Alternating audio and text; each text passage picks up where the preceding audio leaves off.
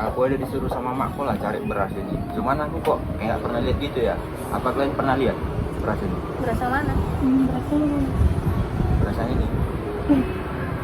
Oh, perusahaan ini kan udah nggak produksi beras itu lagi. Oh, itu yang PT Indoberas Unggul itu ya? Iya. Loh, kok nggak produksi lagi?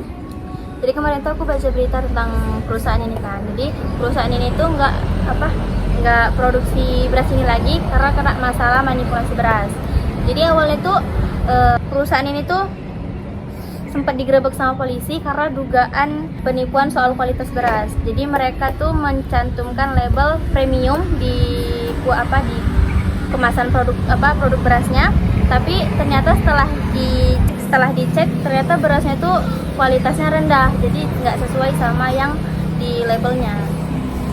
Oh ya, aku juga penasaran, kan kasus ini tentang ekonomi nih kan. Jadi aku penasaran sama kasus ini tuh hubungannya apa sama kayak mana kaitannya sama hukum ekonomi di Indonesia? Loh, emang ada kaitannya sama hukum ekonomi yang ada di Indonesia? Oh iya, kalau kita bicarakan soal kasus ini sebenarnya banyak kali bercakupan sama aspek hukum ekonomi. Nah, dari kasus ini juga kita bisa lihat kayak mana hukum ekonomi itu berkaitan sama hukum nasional.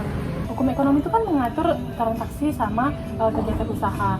Nah, di mana yang transaksi dan kegiatan usaha itu kan ada menetapkan harga, ada kualitas produk sama perlindungan konsumen. Nah, dari kasus ini bisa dibilang PT Ibu itu atau Indo Beras Unggul itu melanggar atau memanipulasi harga sama produk. Jadi itu menentang aturan dari hukum ekonomi itu sendiri. Oh, jadi hukum ekonomi di Indonesia itu termasuk luas ya? Termasuk soal aturan soal harga, kualitas, dan perlindungan konsumen? Betul nih, karena hukum ekonomi juga kan nggak cuma mengatur tentang transaksi jual beli, tapi juga mengatur persaingan usaha, terus mengatur perlindungan konsumen sama pengawasan dari pemerintah kan. Terus kan kita bicara soal hukum yang relevan. Menurut kalian hukum yang relevan sama kasus ini apa ya? Kalau menurutku sih hukum yang dilanggar di kasus ini ada hukum perlindungan konsumen, karena perusahaan Indo Beras Unggul ini telah melanggar Undang-Undang Perlindungan Konsumen yang dimana mereka menjual beras dengan informasi yang salah dan nggak sesuai dengan mutu yang telah diindikan sesuai pada kemasannya. Ada beberapa hal yang relevan, yaitu perusahaan atau PT Indonesia Beras Unggul ini melanggar Undang-Undang Nomor 8 Tahun 99.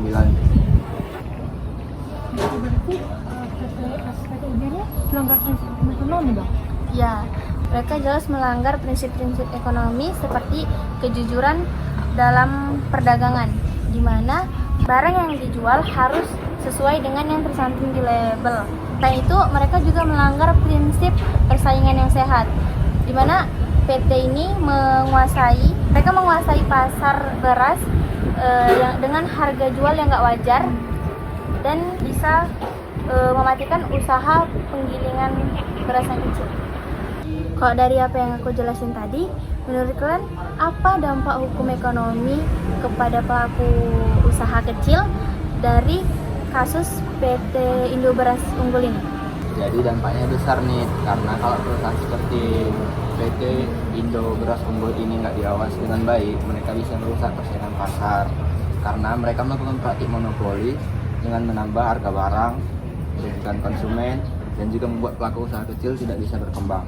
Jadi hukum ekonomi itu penting untuk dilaksanakan agar terjadi pasar ekonomi yang baik dan efisien.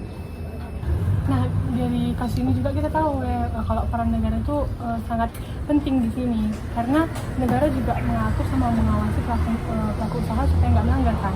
Nah, dalam kasus PT Ibu ini negara harus memastikan agar hukum ekonomi dapat ditegakkan melalui pengawasan dari KPPU. Nah, KPPU itu sendiri ialah Komisi Pengawas Persaingan Usaha. Nah, untuk menghindari praktik monopoli dan juga melindungi konsumen lewat BPOM atau lembaga terkait. Nah, negara juga harus tegas menindak pelanggaran hukum ekonomi ini supaya pasar tetap sehat. Jadi berarti negara nggak cuma bertanggung jawab untuk bikin aturan atau mengawasi pelaksanaannya aja ya?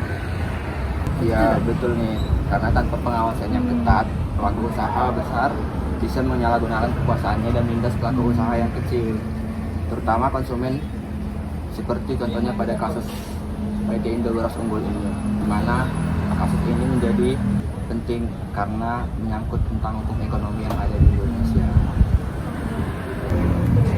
Jadi Gio, abis kita bahas kasus ini, kau masih mau nyari-nyari tentang beras apa? Mau beli beras Mak Yus lagi? Mending cari yang lain sih, soalnya kan masih banyak beras-beras yang lain juga. Masih banyak merek lain kok. Atau enggak, ntar lah biar aku bilang dulu sama orang tua aku. Boleh, bilang.